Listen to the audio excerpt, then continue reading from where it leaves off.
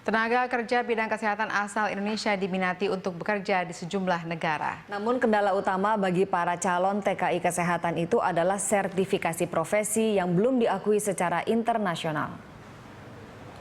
Kementerian Kesehatan mengungkapkan data permintaan terhadap tenaga kerja Indonesia bidang kesehatan mencapai 73.000 orang selama 10 tahun terakhir. Menurut Menteri Kesehatan Nila Muluk, permintaan datang dari Jepang, Timur Tengah, dan Amerika Serikat. Meski demikian, calon TKI perawat menghadapi kendala di bidang sertifikasi profesi. Agar diakui secara internasional, TKI perawat harus menjalani kursus di Filipina dengan biaya cukup mahal.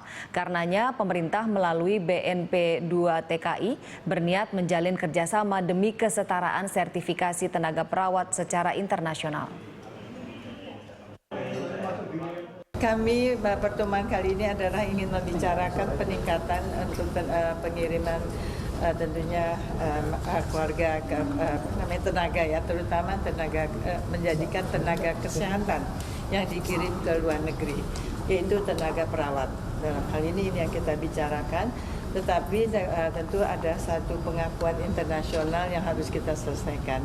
Dan kemudian setelah tentu kita berbicara dengan berbagai kementerian dan atau lintas kementerian lembaga, memang kita mendapatkan kesimpulan atau solusi bahwa kita akan mengirim tenaga perawat kita untuk luar negeri setelah tentunya mendapatkan tambahan kualitasnya dan sesuai dengan kebutuhan negara yang akan kita datangi atau yang meminta.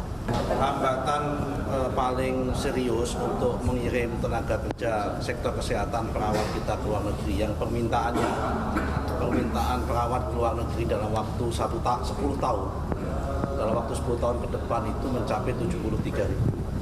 Tetapi kami tadi sudah dikoordinasikan, kita masih mengalami surplus stok perawat itu mencapai 38%, 34-38% ke depan. Jadi artinya kalau kita mengirim perawat ke luar negeri itu tidak masalah.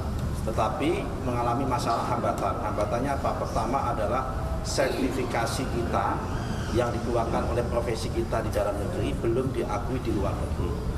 Karena itu kita perlu mengupgrade dan bekerja sama, membuka kerjasama kepada lembaga-lembaga di luar negeri untuk bisa mengeluarkan sertifikasi di dalam negeri supaya sertifikasinya ketika